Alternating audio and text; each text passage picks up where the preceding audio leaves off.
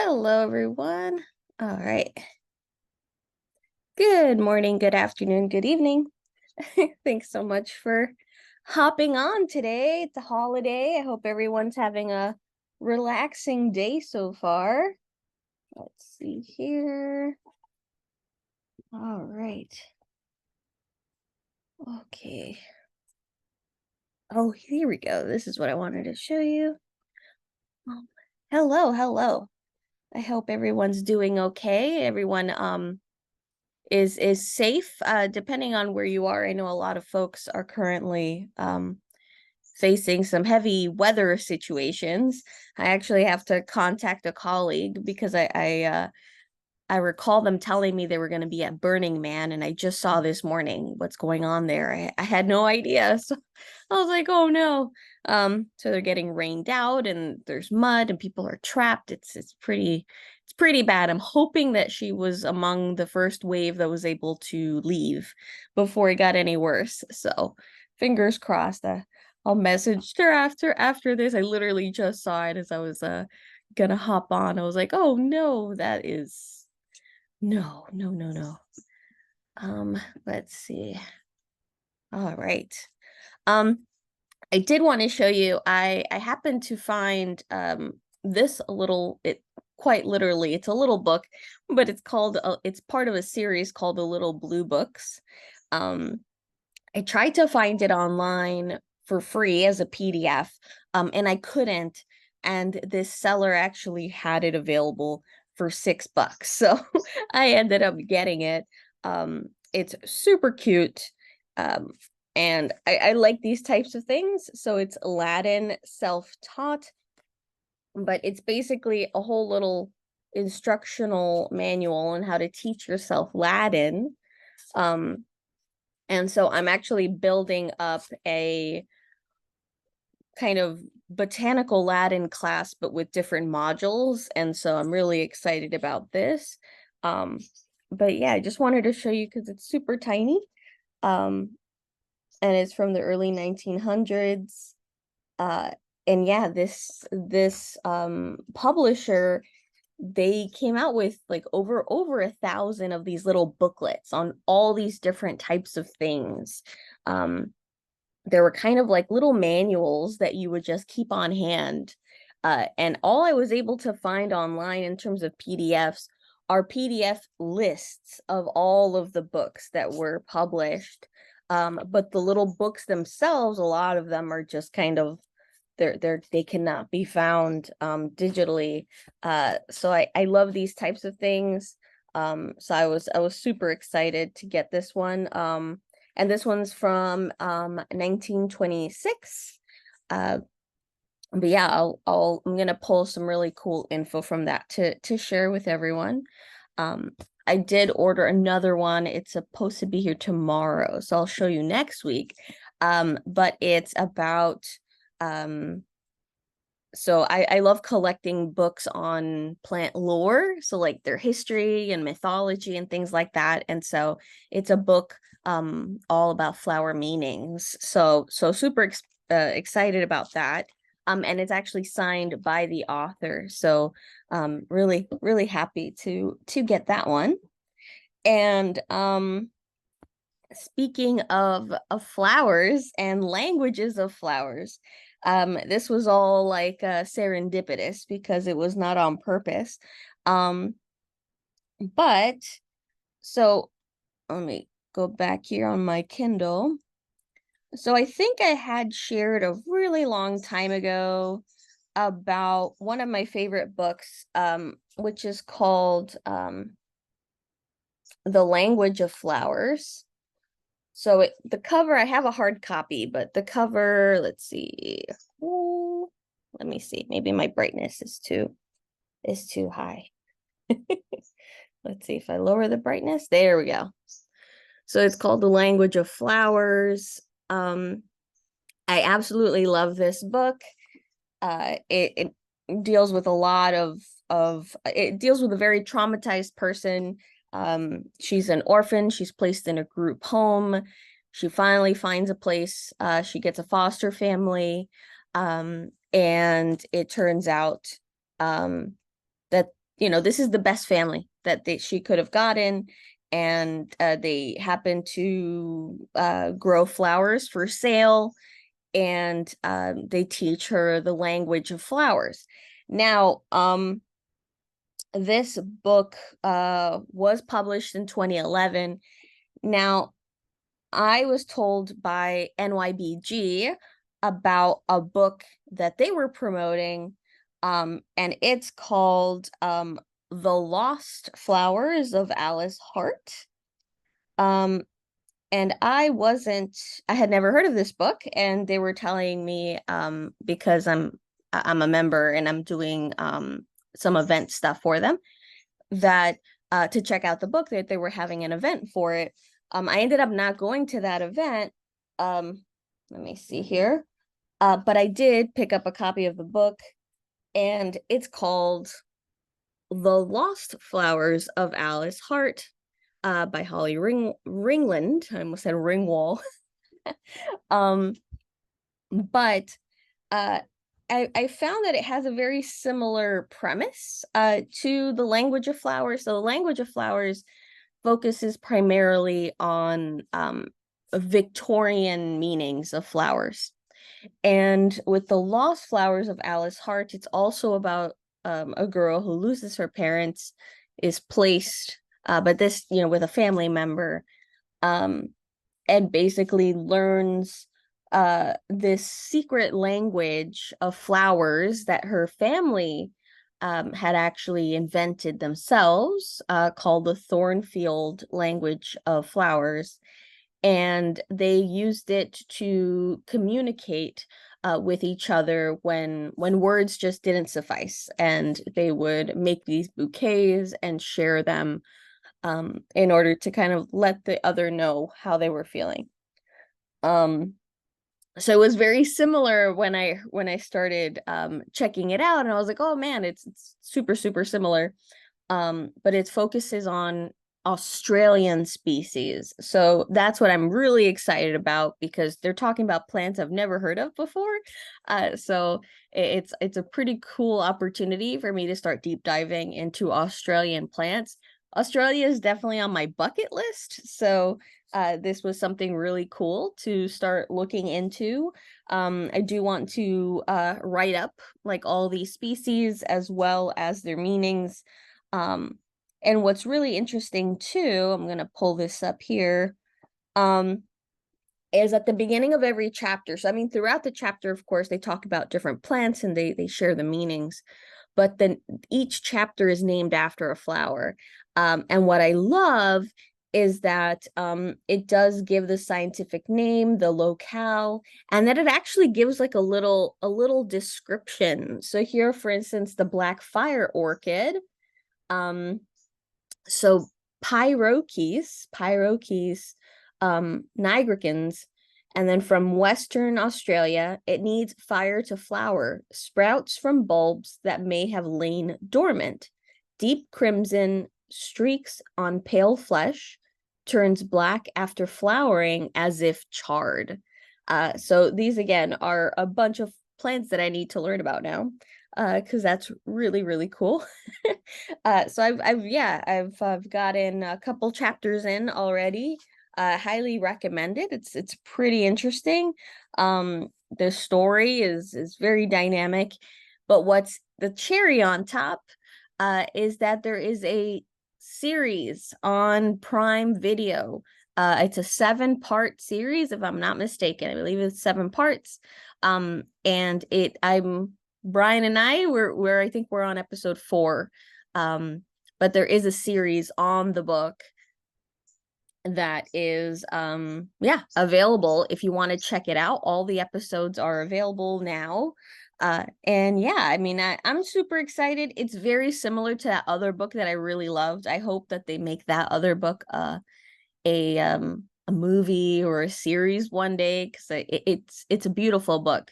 But it takes place in the United States. So I'm like, this is the closest I can get to a to a similar premise. But it does take place in Australia, so there's Australian plants that are being discussed. But it is a really cool opportunity, as I said, to learn more about these species. So super excited. So yeah, definitely check it out. There is an audio book too, if you'd prefer. You don't have to read the book if you just want to watch the show. But yeah, let me know if you end up kind of taking a deep dive into that, because so far the show is beautifully shot, the score is amazing, the acting is amazing. I can't be more happy with it, and I'm catching up in the book. So so well, I'll see. Maybe I'll get a little ahead before we watch the next episode. But yeah, no, I just wanted to share that too. So I mean, not only am I, of course I have a love of plants, but a very deep love of literature. And so I have quite a couple books, and so even fictional books that revolve around plants are definitely something that I love. So check out The Lost Flowers of Alice Hart. There's The Language of Flowers, definitely. And I mean, if you're into fiction, let me know if you would want me to put together a list of fictional books around plants. Um, and I'll put one up. So I'll share one up because I have quite a few, quite a few books that are about that talk about plants, sometimes the healing properties of plants too. And there's something that's important to the character in the story, but it's a completely fictionalized story. So I really have fun with that because it just, there's so many great things. I even have books about the plants in fictional books. Yes, Little Shop of Horrors. Yes. Oh man. If anyone can think of movies too, um hell yeah, we can make a whole big list to share with everyone. There I literally have a book about the botany of Middle Earth, and it's basically a book about all the plants discussed in the Lord of the Rings.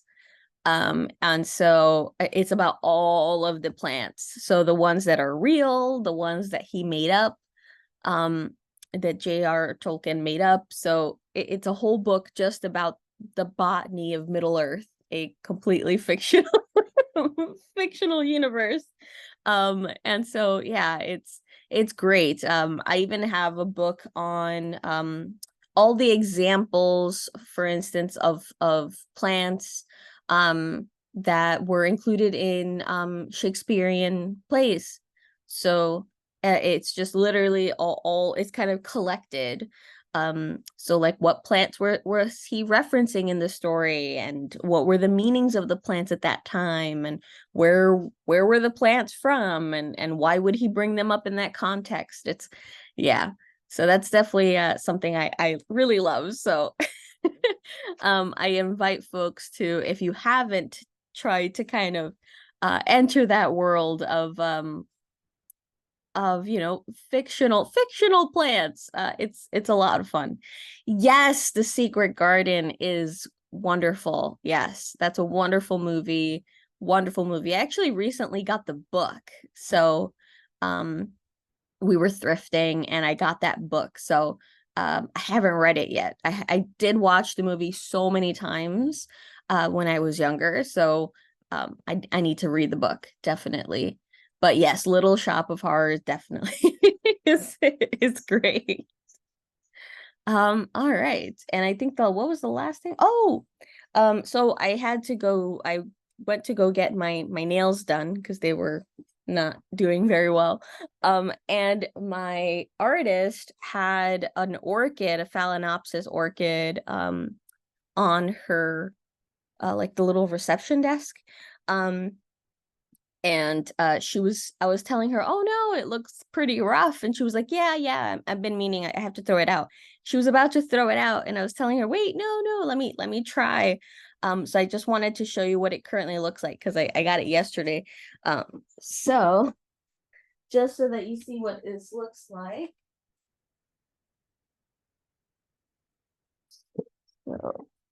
So there was water, it was so overwatered. Um, so I'm gonna actually shoot a video of how I'm going to break this down. But this is the state of her phalaenopsis. So you can see here, so this can happen with overwatering as well.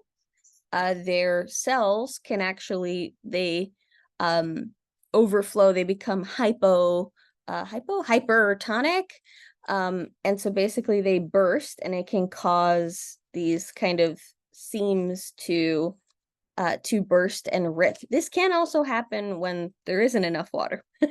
But sometimes when there isn't that much humidity, new leaves can have really deep like holes or gashes in them. Looks like rips.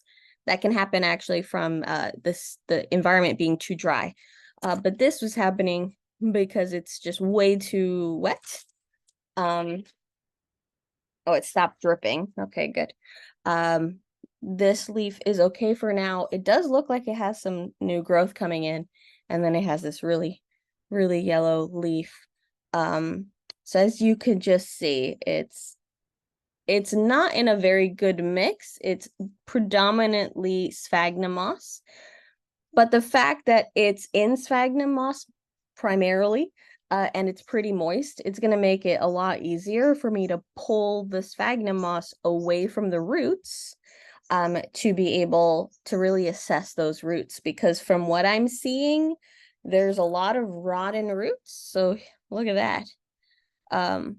It's in pretty bad shape. So we're gonna see. I told her, just let me experiment. I would rather you let me give it a chance than it end up in the garbage bin.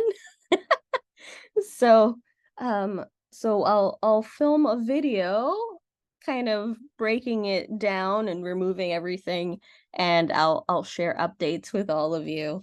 But yeah. So even if you see it looking like this, there's still hope. So there is still hope.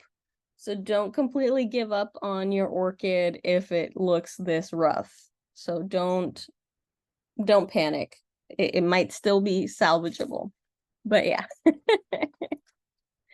Yes, Suzanne, yes, wasn't Sleeping Beauty based on the prick of a thorn? Yes, but I think it was a spindle. It was a cursed spindle um from like a sewing loom, something like that. But I don't know if the thorn itself, yeah, I'm assuming I mean it was a thorn, so I guess it was on the spindle. So I'm not sure if it was like that the spindle was made out of a certain plant that had thorns, or I'm not sure. But yes, it was a thorn that was on a spindle. um and yeah, and the Mysteries of Gardens, like Midsummer Night's Dream. Yes, yes. Oh, absolutely. There's this other series, I think it's called The Clan of the Cave Bear. Pretty heavy stuff, but also it's like about like Neanderthals and early humans. Um there's a movie too with oh my god, what's her name? Kim Basinger, I believe it was Kim Basinger. I think so. But yeah, and they she uses medicinal plants. So she plays like this early human who's adopted by these Neanderthals, and her adoptive mother is the clan's medicine woman. And so she teaches her how to um use plants medicinally, and then she ends up becoming the healer for the clan. And there's a lot more in there in the story, and some pretty not, trigger warning. That's a heavy book, but I believe it's part of a series, and so I only had read the first one. um Another really heavy one, but that's really good, is Into the Forest, about it's these two sisters. That's also a movie with oh my gosh, Elliot Page and oh my gosh, Evan. Oh my gosh. I forgot the rest of her name. Um, she's in Westworld and she's been in a bunch of movies. But her name Evan Rachel? Evan Rachel. I forgot her name. Oh my gosh, I feel so bad. But oh, Evan Rachel Wood. There we go. Um but that's a great movie. Great movie. Also trigger warning. And the book too, of course. But it's about these young girls that there is a just a blackout. We don't know if it's the entire world or it's like post-apocalyptic where all the electricity just turns off one day and it won't turn back on. And yeah, the girls um end up by themselves, and they have to survive. And so they thankfully their mother was they live in a very wooded area, and their mother had collected a lot of guidebooks. And so the younger sister ends up kind of learning and studying because that's what she does. She likes to study. And so she learns to identify plants. And so she starts to gather herbs and plants for them to eat. And then they are able to find like seeds, and they're able to become self-sufficient in their own backyard. Um, and very cool story. A lot of references to edibles and medicinal plants, and even like just traditions from like indigenous peoples and things like that that they discuss in the book. So again, I have so many um on like so many recommendations on like books with plants in them, so that's great. Oh, Holly, you have read it. Oh, you saw it. Sorry, you saw it. And then Suzanne might have another story. I think the castle was surrounded by thorny bushes while she slept. Oh yeah. Um, yeah, and I think was that in Sleeping Beauty? Um, but yeah, right. And yes, Holly, yes. Any books like that. I really, really enjoy them. So I think you know what, regardless, I'm gonna put together a list of fictional books about plants. And I'll put in any notes if there's a trigger warning, because some of them do have violence, like domestic violence and things inside. So I'll put trigger warnings just in case. But or like substance abuse, things like that. So I'll just make sure I put a little trigger warning under those books. But yeah, I'll put together a list, and then if anyone has any books that they want to recommend, or even shows too, movies. There's a movie I want to see, or I don't know if it's a series, but it's also with Sigourney Weaver, called The Master Gardener. I haven't watched it yet, but she's one of the stars of this one, The Lost Flowers of Alice Hart, and really great. So but I just really love all the shots with the flowers, and they live in this really spectacular house where even the banisters are carved as different flowers. It's all like the wallpaper is flowers, the bed sheets, and all the quilts and everything, like it's all flowers. So it's super cool. I would definitely stay there if that was like a B&B. So, I was like, oh my gosh, that's super super cool. um so yeah, that's great. Oh, hi Mozart, are you all right? Sorry, Mozart was hopping up. Are you all right, buddy? Okay, so let's see.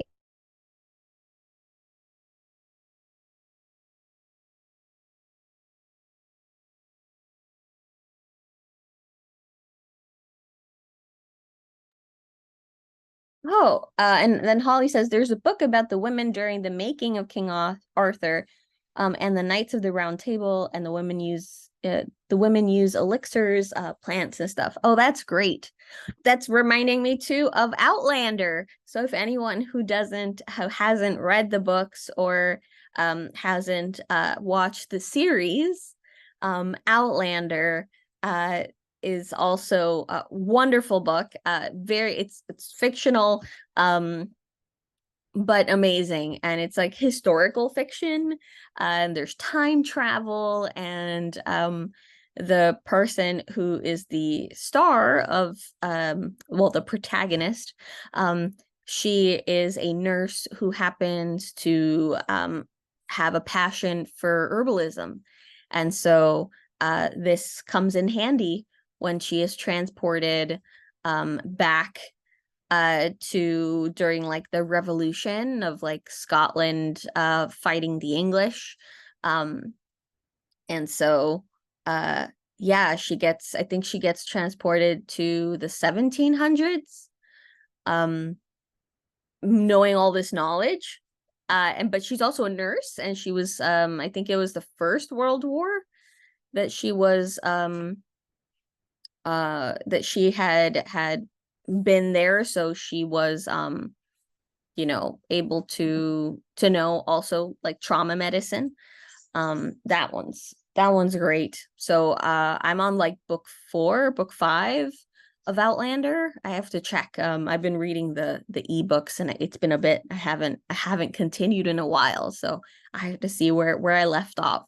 But in the series, yeah, I'm almost finished with the series. So but that one's great. That one's great too.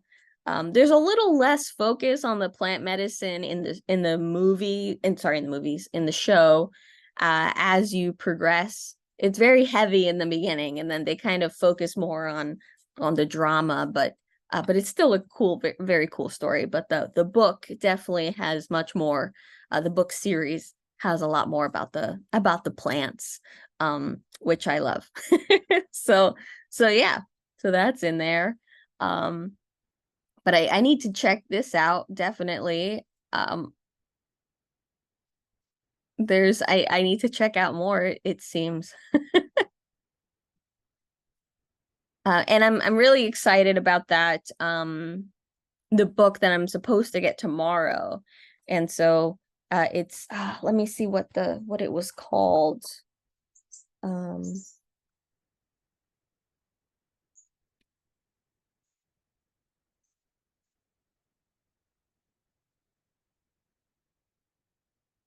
so I'm trying to see if it comes up,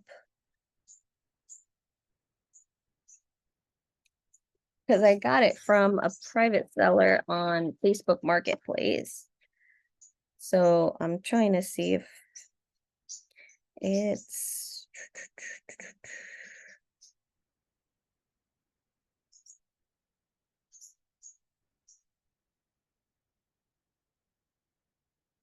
let's see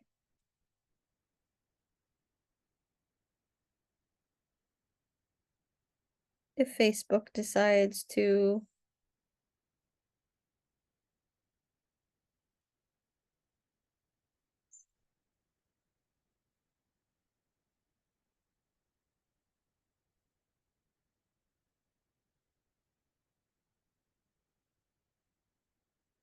Hmm.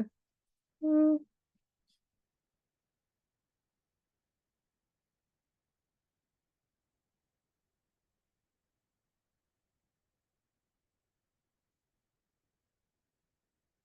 Where? Here we go. Flowers from the Heart by Princess Amanda um Borges. I don't know if that's how that's pronounced. It's Flowers from the Heart. Um, oh yes. Oh, so many documentaries. Um, there's this great book. Well, I mean, she did write many great books, but Juliet de Barclay Levy, or Levy, I think it's Levy. There's a great and it's called Juliet of the Herbs, and I think it's actually available on YouTube. Um, that's a great documentary. about this amazing herbalist. That one's great. There are so many on YouTube for free. That would be a fun one for me to make a whole list of. So I can do that. Some on for instance, on, just plants in general. Then there's some on specific types of plants. Like there's this great one on YouTube that I watched several years ago. It should still be on there. And it was about, I think it was called the queen fig, or queen of Africa. And it was about like this huge fig tree. And it just talks to you about like, it focuses on the importance of the fig trees to the ecosystem, from how the fruits form to how they're pollinated, their relationship with wasps, their relationships with feeding all of the fauna that's around, the periods of drought and rain that they get, and how that affects their growth. It's like a whole focus on this tree throughout the seasons, in Africa, and in this specific region in Africa, and about the its place in its ecosystem. It's beautiful. It's amazingly shot. These like super macro, they get like really in and into with the insects and everything. Beautiful. I think it's called Queen of Africa. It's about a fig tree. Um, that one's great. I watched that like, I think it was during the shutdown. I think it was like 2020. I just, any excuse to just watch documentaries. But yeah, that one. There's so many on just plants in general. So like how plants communicate, how plants just interact with the world. There's so many available. There's also ones on different ecosystems, like folks doing certain projects. There's like this short one, I think it's like 20 minutes, and it's about this individual who goes in the redwood forest, and he finds like stumps of trees that have fallen or been cut down that have some growth. And what he does is he takes cuttings, kind of to make clones, and then he plants them to reforest in other areas so that those genetic lines aren't lost. Gosh, there's so many great ones. So I'll make a list. I think that'll be really fun because I can make a list for mushrooms. That's a whole category in itself. If you haven't watched Fantastic Fungi, definitely watch it.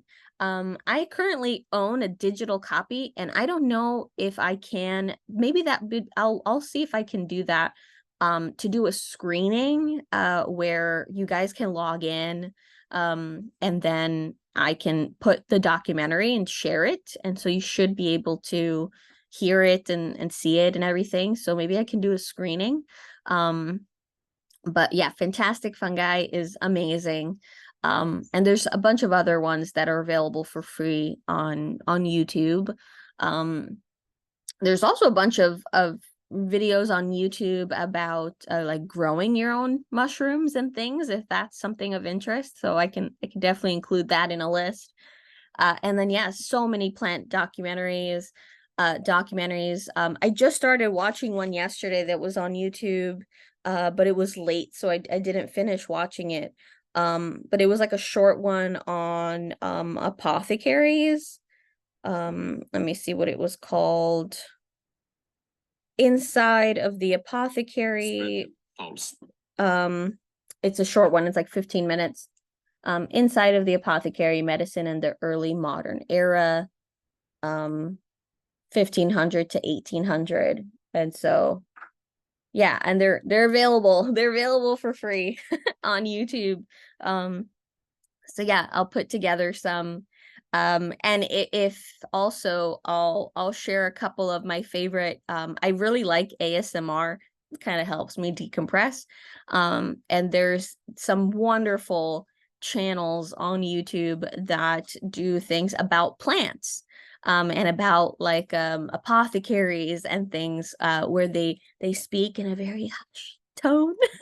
It's really calming. And then you hearing them like scoop the herbs, or they're pouring, tinctures into the bottles, and it's just really relaxing. And I love that. Like if I have a migraine, or if I need to fall asleep and I'm just not falling asleep, that'll take me out. So um all right, bye, Suzanne. Yeah, no, have a great one. um I hope you enjoy the rest of your Labor Day and rest of your week. Definitely stay safe. um but yeah, I'll put together some lists then. So if folks are interested, if that's something that piques folks interest, because it's a great excuse to put that together. So um I can do it for some books. And what is Lexi doing? Hey, Lexi. Oh, there goes the bag. Sorry. We're about to do laundry, and so we have the laundry bag next to the door, and our cat Lexi kind of ran and clung to it, and then she tipped it over. um but yeah, so I'll put together these lists. That'd be a lot of fun. um Also, maybe if anyone wants to, lists of, things like different YouTubers to go check out, to like different organizations too that have free resources. So I can put together a bunch of lists if that'll be helpful for folks. There's also, I'm continuing to build on like the e-library as well, so digital books too. So if that's something too that you'd want, yeah, I can continue putting those together. um but yes, there's also a lot of series, Gabby, on plants. There's oh my gosh, I think it's on Curiosity Stream, but I can see if it's available on YouTube. And I'm trying to remember. It's like The Secret Power of Plants or something, and it's like a 3-part series. That one's great. It talks about like plants from the beginning, from like the evolution of plants, um, and then to how they kind of dominated the landscape, how they evolved with the fauna, and then I think the last part is kind of how they evolved with humans and agriculture and things like that. So yeah. um, but that's awesome. That's awesome. Um, yeah, but feel free to drop any any questions in the chat, anything at all. I'll put these together, so that'll be what I'll do. I'll focus on that to get those to everyone. But yeah, some documentaries, and there's so many things, so many things. Oh, you're welcome, Priscilla. um yeah, I love to share that with everyone. It's always a lot of fun because I'm just taking this all in, and if folks are interested, it's definitely something I want to share. I want to be able to point you in good directions. So I'm trying to think if there was any. Oh, yeah, no, I have a copy of The Secret Garden. um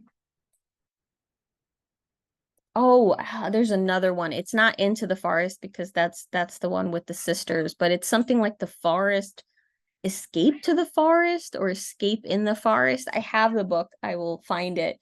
But that one's great, about a veteran, and they actually did make a movie, and I think it was Ben Foster. I think it was Ben Foster. But he's a veteran, he has PTSD, and he's become very paranoid, and he doesn't want to be around other people, and he has a daughter, so he's a single father.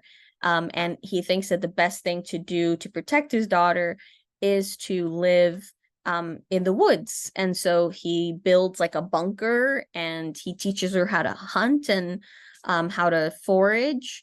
And it's they basically get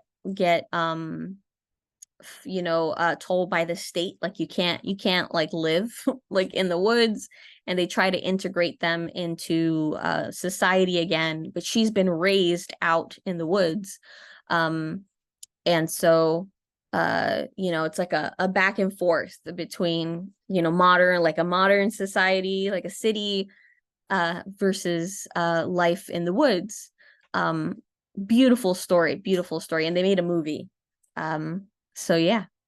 Yes, enjoy the rest of your weekend as well, Priscilla. Yes, awesome. Yes, and Priscilla is talking about that she would love to learn more about flower essences too. Absolutely. So if that's something that a lot of folks would like to learn, I can definitely do some classes on flower essences. I actually just made a list of all the flower essences that I have currently in my apothecary. Um and yes, so that is something that I can definitely talk about. And I do want to, what's it called, I want to make like dosage bottles and things where I can share with folks if they want to experiment with different types of flower essences. So yes, absolutely. That would be great. Oh, Alaskan Bush People show seem to have similar challenges integrating um into city life. Yes, yes. I have watched that show a couple times. I think there was like a family where I think it was the father and he had was it two sons and a daughter? I think that was the story that I was following for a little bit. But yeah, and I could imagine, especially Alaska, where there's stretches where there's just like no one, like you don't have a neighbor kind of accessible. And I think that's the case too in Australia, where it's just there can be like a town and there's probably like nobody for 4 hours. So you're kind of like really isolated in these places. So, whew, yeah. um I can imagine. And then folks kind of and I don't think the proper word, that the first word that came to mind was regress, but then I don't think that's the proper word because it's not necessarily regression. I think just people kind of reattune themselves to living in nature.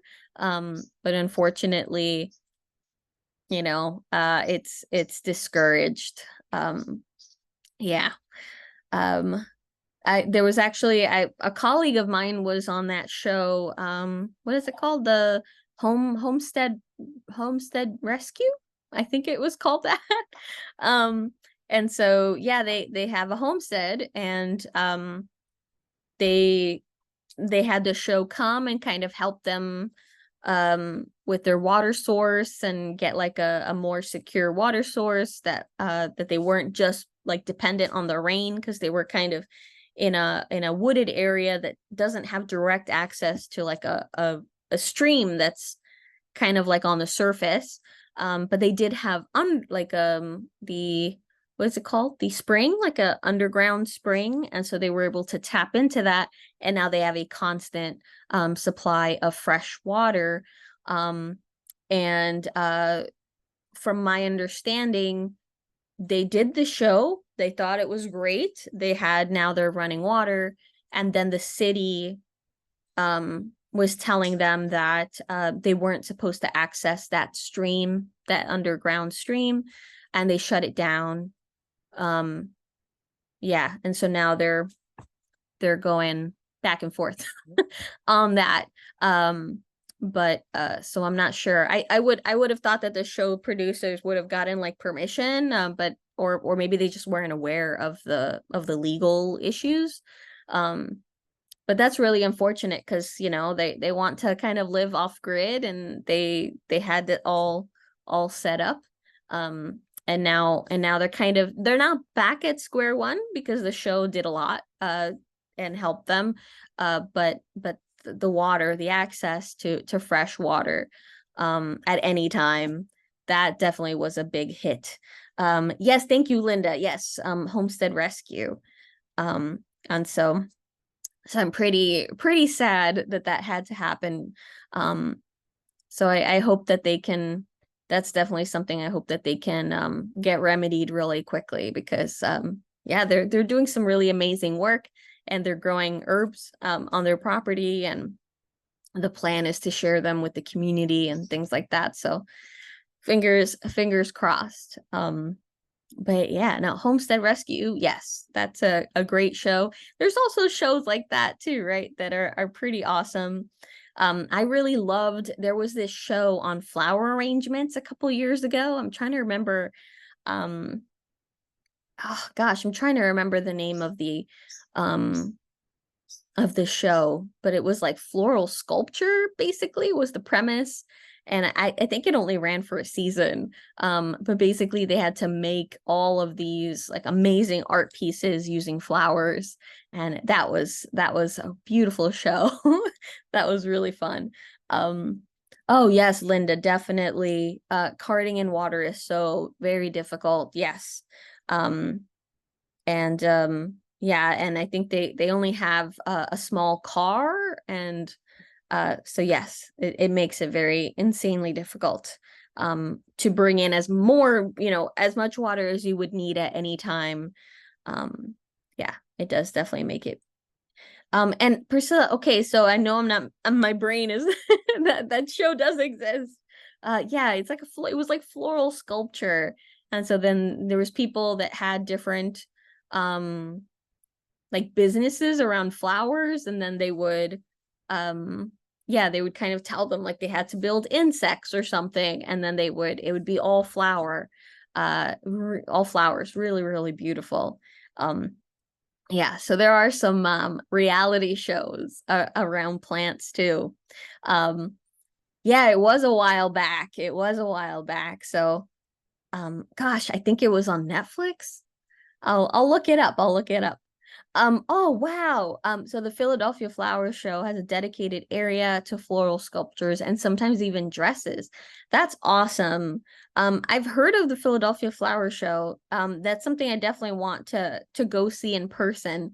I think I just have to like plan it. So I have to kind of check the dates and mark it from now so that I make sure that I don't miss it. I can kind of work around it. I'm gonna look up here, Philadelphia Flower Show. Let's see, 2024.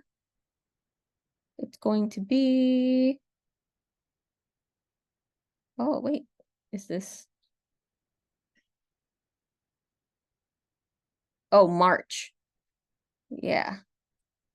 So March 2nd to the 10th. Um, awesome. Oh no, Priscilla, I don't. Um, closer than Philadelphia. Philadelphia is closer than Chelsea, UK. Yeah, but I mean I would love to go. I definitely want to go. Like one of my bucket lists is to go to the Netherlands, to like a tulip farm. I would really love to see all of the tulips. Um, Oh, that even reminds me. There's a great book called Tulip Fever. If folks haven't read it yet, it's a great book. And they did make a movie. They did make a movie. Um, and it's all about kind of like when tulips were like so valuable, like the mutations in tulips were so valuable, that I mean they were literally worth their weight in like more like gold. um and if you and they would grow monasteries. The nuns would have these kind of little raised gardens for different tulip breeders. And so um there was like this guy who like bought some bulbs and he had them planted, and it turned out that one of the bulbs was white with a red like slash, like a splash of red on it, and that was like something you don't see. And it was like he hit a gold mine. And all of the chaos that ensues after that. Great movie, great book, great book. um Really good. Yes, and the flower competitions. Oh, There's so many. I need to, that'd be fun. That'd be great to kind of visit all these places and then do videos. That would be fun. That would be a lot of fun.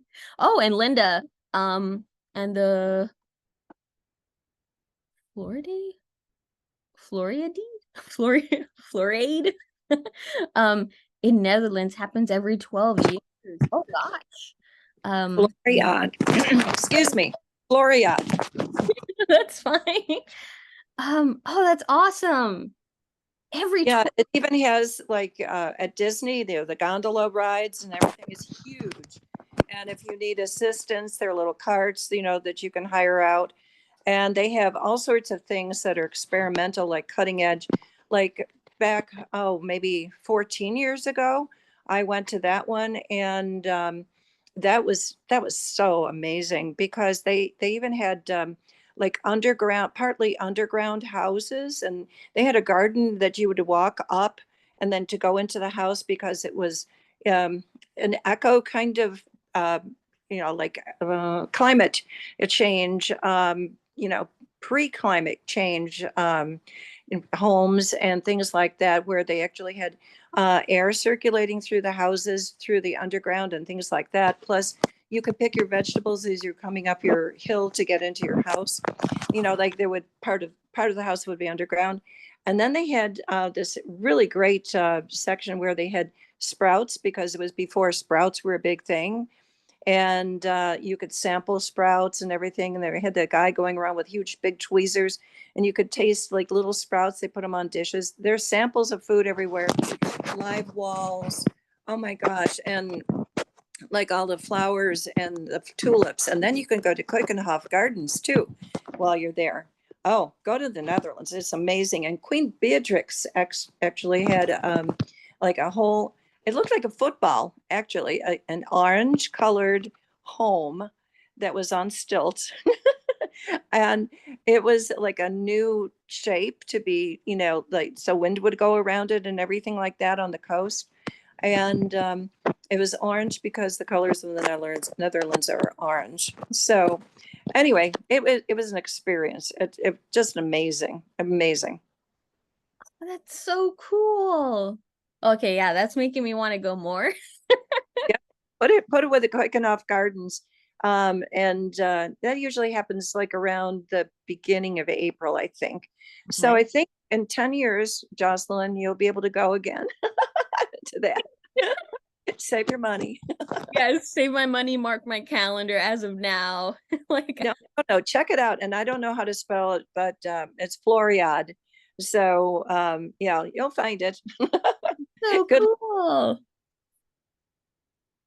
Thank you. Thank you so much for sharing that. That's awesome. Oh, hell yeah. Oh man, yeah, that definitely a need to do. That's like now further on my bucket list. I feel like I keep adding. I was even telling Brian, I was like, Australia's on my bucket list. Um, yeah, like I need to and Japan during like the blooming of the cherry blossoms. Definitely, it keeps growing and keep the list keeps going. But yeah, if there's any interesting things like that, hell yeah, share those. Because I'd love to see if it's a possibility for me to go. That's something I really want to do. I'm hoping so this upcoming Saturday, I'm gonna be at the gardens, at the New York Botanical Gardens, and they're having a signing. And so one of the mentors from the program I'm in with NYBG is having a book signing. And so I'm going to take advantage that I'm there, and I'm going to do some walkthroughs of like the greenhouses. And Brian got me a really cool, I think they're called gimbal. I think it's called a gimbal. But basically you put the phone and it keeps it steady. I have very shaky hands. So I'm hoping that I can get some really great footage for everyone.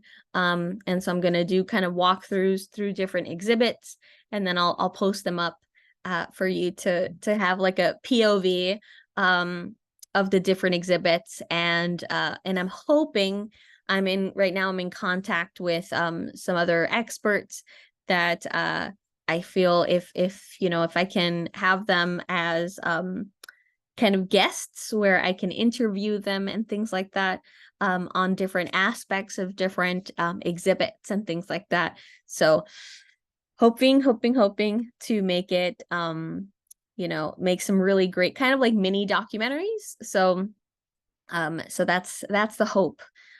So like talking about the exhibits, but then actually going deeper into the exhibits. There's also a book that I'm currently reading that's called High on the Hog. So if let me see, I think I have the physical copy, but I also have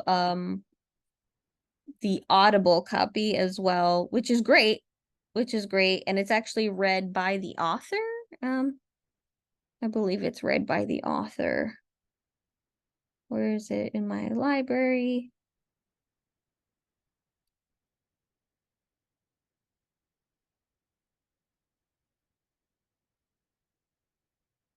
Until later in the year. Yeah. So this also, oh, there we go. High on the Hog, a culinary journey from Africa to America. Um, great, great. This is nonfiction, so it's a historical kind of breakdown.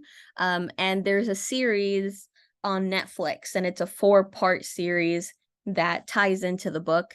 Um, amazing book. Uh, and yeah, and the series is very thought provoking. Um, you go through a wide range of emotions, definitely.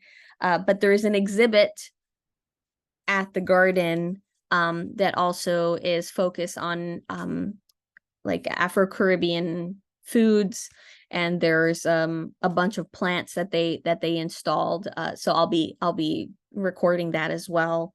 And so the plan is to put out like some book reviews, and so I'm going to put out a book review about High on the Hog, along with a series review, along with the exhibit review, and I'll have, you know, it'll be on video. So I hope I hope that's going to be interesting. But yeah, I'm just trying to, you know, see how I can do some more like video content. So to put on YouTube, and so folks can, you know, access it, check it out. Yeah, and I have quite a few um kind of walkthroughs through different gardens that are just sitting on my hard drive. So I have one from the Denver Botanical Gardens. I have some, I think I have some video, a lot of pictures from the Botanical Garden. I think it was right by Niagara Falls. I'm forgetting the name, if it was called the Ontario Botanical Garden. Um but yeah, I have stuff from there.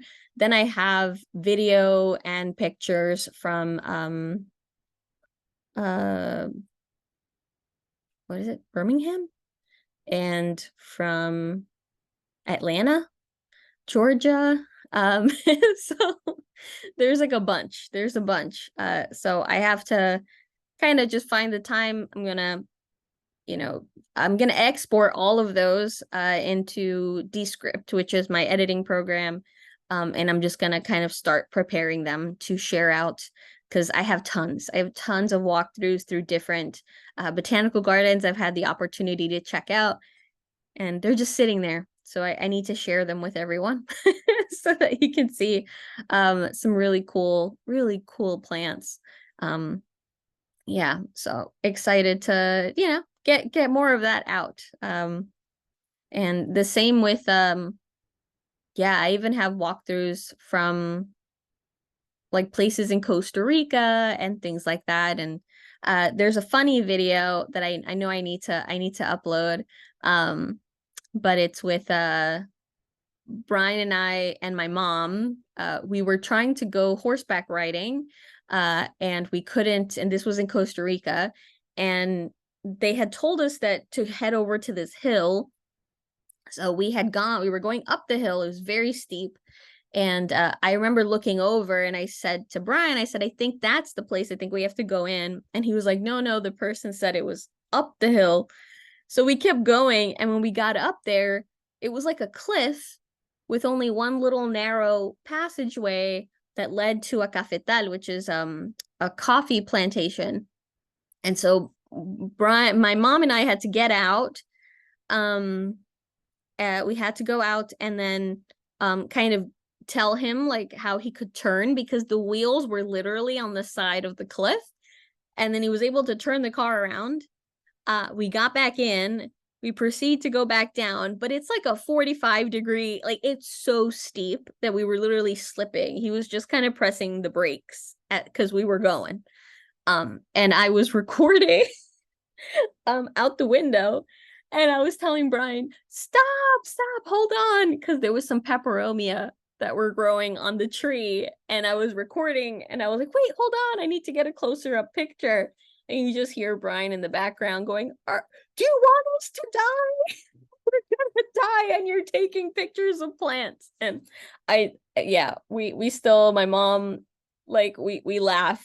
And I love that we got that on video. So I think I need to I think I need to like edit it down, do a story time, and post that up because I feel like folks will, for plant lovers, I think will identify with that. And I think it might be a lot of fun to it's a very funny memory. Oh, Priscilla, what's the best day to go and see the Afro-Caribbean exhibit? Any activities? So as far as I know there's a poetry walk. So I haven't gone to it myself. That's why I really want to see if I can go this upcoming Saturday. But they do have a poetry walk. So there's like a pathway, and I know that there's poetry. And I saw it from afar, and so I saw that they did have like papaya trees and some hibiscus. So there's like they basically like planted it to show some of the diverse plants that are very common in the diets. Yeah, and I'm not sure. I think they were in the Edible Academy, which is right next to it. I think they are doing activities. So I think they're doing tastings of different dishes. So I would definitely check the Edible Academy's schedule because I think that they are doing kind of like so there's chefs that are doing some tastings and kind of things there where they're preparing foods with produce that's produced right there. That's right there. So yeah, and I think they're tying it in with the exhibit because it's like here's the Edible Academy and then there's the road and then the exhibit's right across the way. So if I'm remembering correctly, they are tying in those two things. So I'm not sure about the best day to go. I would definitely just look at the Edible Academy's schedule because then that would probably tell you when they would be doing those like tastings and things like that. Oh, Hudson Garden Grill are preparing foods. That's awesome. Yeah, there's a bunch of stuff. And for Saturday, I know there is a book signing. So I'm not sure if it's I assume it's open to the public. So definitely go. It'd be a cool excuse to meet folks. If any of you are here in New York City and want to go to the garden and we could like meet up. So that'd be fun. I'd love to do that. So if you guys want to, we can coordinate, and we can just go and I'm happy to walk you around and we can talk about plants and that'd be awesome. So if you guys want to do that, hell yeah. Let me know. And if anyone too is coming like to visit or anything like that, I'm always happy to coordinate and I can, it can be free too. So I know you have to pay for the garden membership or admission if you're not a member.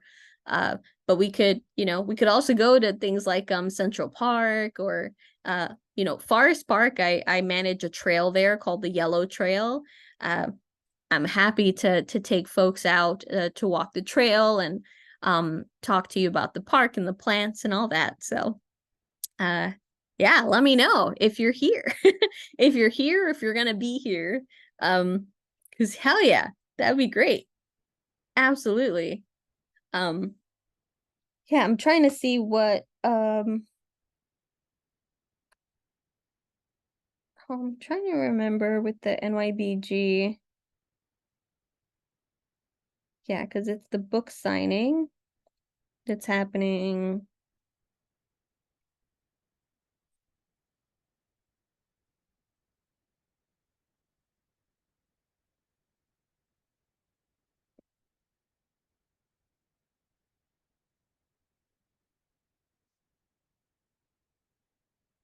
There we go. I think it's called, yeah, Happy Plants, Happy You. Oh, yes. Priscilla, I think it is free to Bronx residents. I think it is. I think if you have proof of Bronx residency, um, that you can go in for free. Um, but yeah, let me know. Let me know if you can go. Yeah, here we go. So it's Camille. Whoops, there we go. So happy plants, happy you. So she's also a houseplant enthusiast. And yeah, so she is the event is going to be from 2 to 3 p.m. And so she'll be signing copies of her book. Uh and yeah, so she's so sweet. She is so sweet. I had an opportunity to meet her gosh, in July. Um Really great person. And she knows her stuff. So if that's yeah, if that's of interest, hell yeah. Oh, that'd be so cool. It'd be a really nice excuse to meet folks.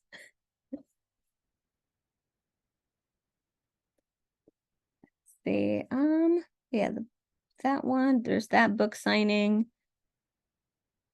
And if you haven't already, their exhibit that's in the main greenhouse, I think is only open until October 22nd.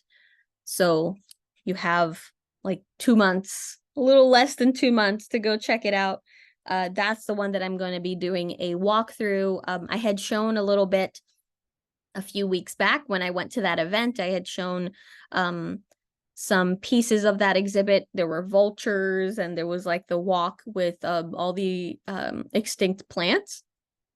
So I'm gonna be taking my like the gimbal and going and redoing that at a slower pace, so that I make sure to really get everything, because I was with a tour group, so we were kind of walking a little bit faster than I wanted to. So I'll be going in and reshooting that to share. So if you can't go in person, just know I will be sharing a video tour of that. And so the garden is also giving me access to some greenhouses that are not open to the public. So I can go and do tours there. So I will definitely get video of that to share with all of you. So there's some of their greenhouses, which are like grow houses for plants that they're going to put in different exhibits. So I'm super excited about that. Yeah. Let me see. Oh, I have a neighbor who teaches opera. And so if you hear any singing in the background, um, yeah, that's what's happening in the background. I'm not sure if the mic is picking it up. But yeah. I'm trying to think. There's Yeah, with that. And I have to check with the Queen's Botanical Garden. I think they're also doing I know they just had their orchid show, but yeah, there's so many. Do our birds sing along with the opera? Our parrot does. So Julia, you might hear her because she does. She definitely does sing opera. And whenever I'm vacuuming, she also sings opera. That I'm not sure why. So I don't know if it's, the like I don't know if she feels like she has to project. So she starts singing opera whenever I'm vacuuming. And I don't know why. I'm not sure why she does that. Um yeah, she's very odd. I'm hoping to get her a harness because I really like to bring her out, but the weather here has been really crazy, and so some days are just way too hot that it wouldn't be safe for me to bring her outside. And then other days it's kind of cool and rainy, and so also not a good combination for me to bring her out. So yeah. Linda. Solo me. Yeah, I really don't know why Julia has opted to sing opera. Um yeah, even when I'm just vacuuming, cleaning all her seeds. She decides that that's the best time to start singing opera. Um yeah, and whenever the neighbor you hear her like doing the scales and things like that, uh Julia will start to copy her. And also the neighbor's dog. So they have a Yorkie, and so if the Yorkie starts barking, Julia starts barking. um I really don't know. I don't know, but she is starting to mimic. So Tilly, our new little parrot, so she's been settling in. She's still a little nervous. So I'm working to kind of build up trust. Now I'm able to like sit by the cage, and she's like right up against the bars, so she's getting a little less scared, but she was definitely terrified when she got here. And so she's been working herself up. And I definitely want to teach her to come to me, and to know I'm not trying to eat her. Nobody's trying to harm her. But her cage is within sight of Julia's cage, and so they've been interacting. So she'll start like singing, and Julia has been copying, so it's really great. Julia was a rescue. Tilly I did purchase. She's a parrotlet, so she's a very small parrot. But Julia is a rescue. Yeah, so we rescued her February 2015. um and she was about 4, yeah, when we rescued her. And yeah, and originally we were told that we were gonna have her only for a couple months. It was like an emergency placement. And then they disappeared. And so then we were like, oh, okay. So they never got back to us. And then yeah, we got very attached, and we're very happy with her. And then the family did, get in touch a couple years later, and to come visit and things like that. But no, she's been with us ever since. She's very attached to Brian, like obsessively so. So she's she's in love with Brian. She'll be very happy with me. I'll be cooking, cleaning, doing work, and she'll be nice and hanging out on. We have a little rolling stand for her. She'll be nice and calm. And the minute Brian comes through the door, forget me. She'll run down, she'll climb down her little stand and run over to Brian, and she becomes glued to his shoulder.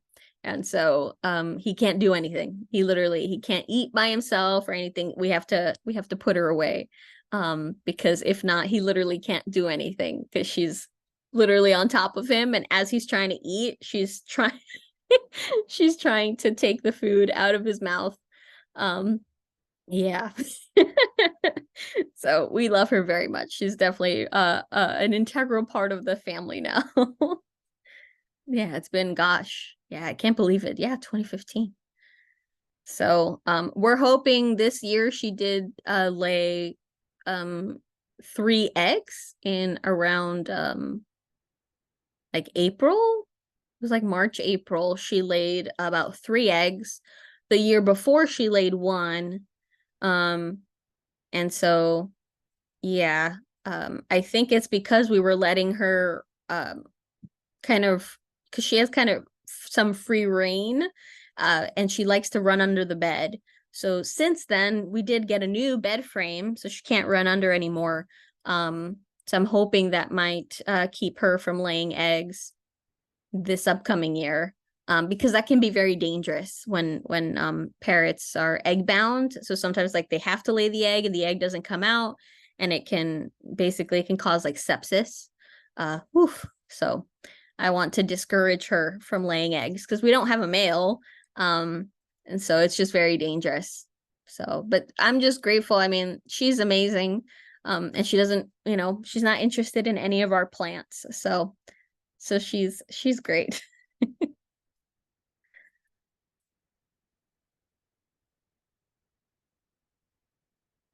But yeah, so I'm trying to recall now. All right, so I'm gonna make a list here.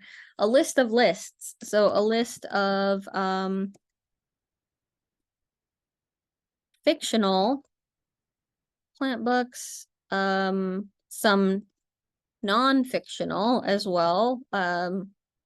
Maybe like some historical books, then movies, documentaries.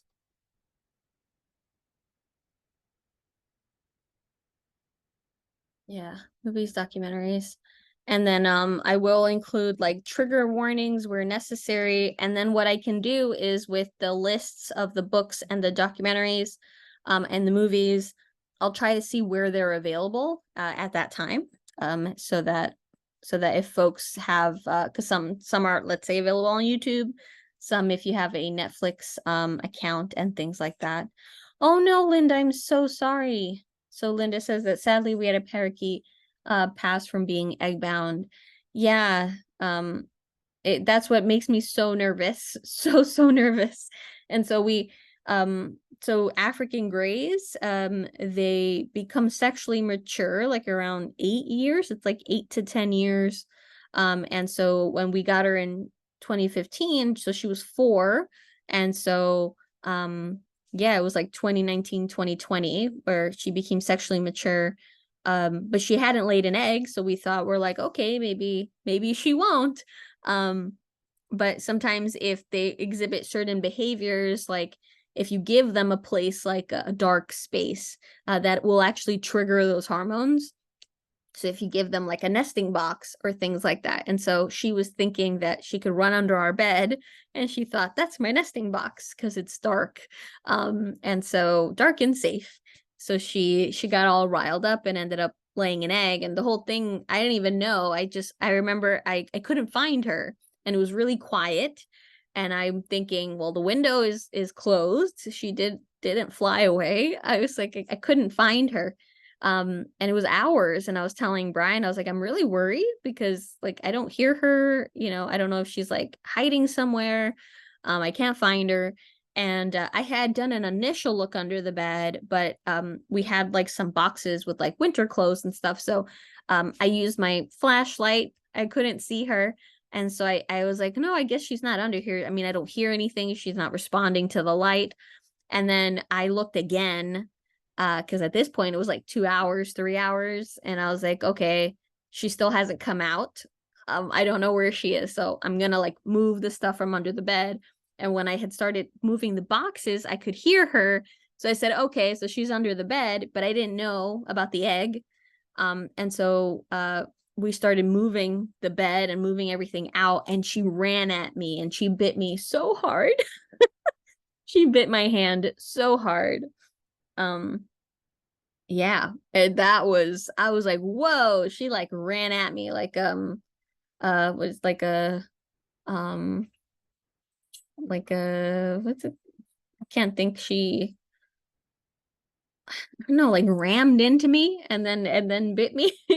And then that's when we were moving the stuff that we saw that the reason she was being protective is she was sitting on an egg. And so that's why she disappeared and like a banshee, yes, Linda. She literally just ran out from under the bed and then yeah. And that's when we realized, oh, she's sitting on an egg. And so she thought that I was trying to steal her egg. And so yeah. And then this last March, that was very scary because she just kept laying eggs. So we had put her in her cage after the first one. And we're like, okay, don't lay any more eggs. Like, and she kept laying them. And so that was very nerve-wracking. Um, oh yeah, Marion, when you have to plant apps discussion, yes. Okay, plant apps discussion. Um, oh my gosh, I've been screen recording the really crazy plant apps that I've been seeing to make like a compilation for everyone because it's the advice I'm telling you folks, do not, please do not um believe these plant apps. Like even this one, like hold on. So I replay it. So they're saying it has sick roots. So it's telling you to add pepper. And then here with the Christmas cactus, it says it was overwatered. So to add a tampon. And then here with this pothos, it says it has cankers. And then to add sugar. No, no. No. Uh terrible, terrible advice. I'm trying to see if this one's oh yeah, here we go. And it says that watering that is an abuse and it's sick, so you need to add milk. Do not add milk to your plants. Here it says to add soda to your plants. It says lack of energy, so add basil to it. Do not do this. It's terrible. It's absolutely terrible advice to add milk, add sugar. They were saying to add coffee grounds. Yeah, to put Coke, like Coca-Cola into your plants. Add sugar into your plants. Yes, yuck is right, Linda. Like yuck. No, do not do this to your plants. That's going to kill your plants. Milk, horrible. Do not do that. That's gonna soak into your soil. It's gonna start to curdle and stuff, and the smell is gonna be unbearable. It's also going to attract a lot of things that you don't want because it's gonna start to rot. Um, oh, I can just imagine the smell. And the same with things like sugar. That's terrible. So if you have for instance, like mold, or if you have an issue with like bacteria, adding like soda, oh my gosh, that's pure sugar, or adding actual sugar, that's really gonna harm your plants. The same with things like organic materials that are not composted. So something like they were saying to add dried basil to your soil, or they were saying to add like coffee grounds to your soil. So you want to avoid doing that because that hasn't broken down yet. And you don't want it to go through that breaking down process in your plant, because then your plant is susceptible to all of those decomposers. So if you want to make your own organic like compost, you could put those types of things into a composter, like into a compost bin, even with worms, or some folks have it with like mushrooms. And so what that does is that breaks it down into compost, because otherwise it's going to mold. It's going to attract like fruit flies and bugs, or regular flies, maggots. It's going to start to break down, and then your plant is right there. So it becomes, a casualty. It's the pathogens or the decomposers are like, oh hey, there's a food source right there. It's horrible. Do not do that. Please do not do that. Yeah, YouTube also, there's some really crazy ideas on there. So I might do, maybe I'll do some stitching. I'll like stitch the ads or something. But I'll definitely, yes, plant apps discussion, definitely. Yes, and Gabby says, "Oh my God, I saw an ad that said to add cola." Yes, yeah, it's horrible. Um, and I just think that's just really like, I understand you want to market your app, right? But uh, I feel like you should at least have like legitimate advice in your marketing. And you're not telling folks like, "Oh, this is going to recommend some really terrible things. They're going to end up killing your plant." And there's some also, and you can't take a picture and know exactly what's wrong with the plant. Not always. There's some telltale signs of things like brown spot disease, or things, or like blanching on the leaves, where you're like, "Oh, okay, that was sunburn." So there's some things that you can just see and you immediately know. There's other things that you have to kind of do the process of elimination. So is the crisping, is it soft, or is it like actually crispy? um is the plant like coming apart? So that could be root rot. Is there a smell coming from the plant? That could also be root rot. Maybe is the plant sticky, which means that maybe you have some type of infestation on there. So there's so many reasons why a leaf can turn yellow. Like, a leaf could literally turn yellow because the plant has just cycled out of that leaf. That leaf maybe could be several years old at this point. And it just decides, all right, it's gonna die back, and there's new leaves coming out, so it's replacing its new leaves. There's just so many reasons why a leaf can turn yellow. And then for it to say, like I said, the pothos had cankers. Like, what? How would you even know that? Or it says like sick roots, but you didn't even have a chance to look at the roots to see if they were sick or not. So very misleading information. Very, very misleading. Um, would that be the same for using used tea leaves in the soil? Yes. I would not advise using used, like your tea leaves. So if any organic material that you want to become composted, it has to become compost first. So you could add that to a compost bin, and then it will break down. But don't add it directly. So like, don't cut up, like folks are being told to cut up not potato, banana peels, to cut up banana peels and mix them into your soil. Do not do that, because it's going to rot. It's going to mold. There's going to be maggots, because they're doing the job of breaking it down, but you don't want them to be doing that in your pot. so, um, so you want them to do it somewhere else. If you have like a yard where you can have a compost bin, a compost area, or if you're in a home, in an apartment, you can have a compost bin. So where you can have worms, in a box, and you can add your pieces of like broccoli and things that you have left over from your meal, and then they break it down into compost. So you can do that, but definitely don't mix tea leaves, or coffee grounds, or anything like that, in directly into your pot. So you only want to be adding, if you're going to be adding that type of stuff, it already has to be compost. So you can add compost to your pot, but don't add it the precursor of compost. So before it's become compost. Um, yeah, Jackie, definitely. So, can you do a class on urban composting? I'm an apartment dweller and I'm wondering how to do it.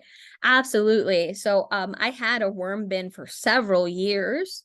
And then, gosh, um, I think it was like in 2018, 2019. Yeah, there was I forgot what happened, that something happened with the worms, and then I never got worms to replenish it, and I just stopped doing it. But I want to start it over and get like the more cool, like there's some really cool worm bins now that have like levels that I want to get. So that'd be a great excuse to show you how to set them up, and how to do it, because it's fun. It's definitely fun. You just have to stay on top of it. So you can't kind of like put it in there and like forget about it. You do have to like open it up. I would always make sure to clean the lid so that there was like to minimize any like fruit flies or anything that might have gotten in there. But yeah, I can definitely talk about that. So I can talk about the pros and the cons. But there's much more pros. And I wanted to set a new one up anyway. So yeah, so that'll be a cool example. But yeah, but thanks so much everyone for tuning for tuning in, just talking. Um yeah, I know it's Labor Day, and so I was just like, hey, anything goes. So I'll make these lists to share out with folks. Um and yeah, I'll see if I can also put them on the website so that they're available for download. I'll put them on Facebook. And then I'll include a link in the email that goes out for all of the document downloads as well, so that folks can kind of find them really easily. But yeah, but thanks so much everyone for hopping on again. Please enjoy, the rest of your Monday and the rest of your week. Just hope you relax. And again, if you're in an area that's having really, really bad weather, please stay safe. I know folks are in one side are getting too much rain, another side it's like drought. It's a mess everywhere. Anthony, you labor on Labor Day, yeah. But I was like, hey, it's a cool, it's always, this is a great way for me to start Mondays. So if it's like I'm more than happy to hop on. But thank you so much, everyone. And again, please stay safe, and I'll see you next week. Have a great one. Bye for now.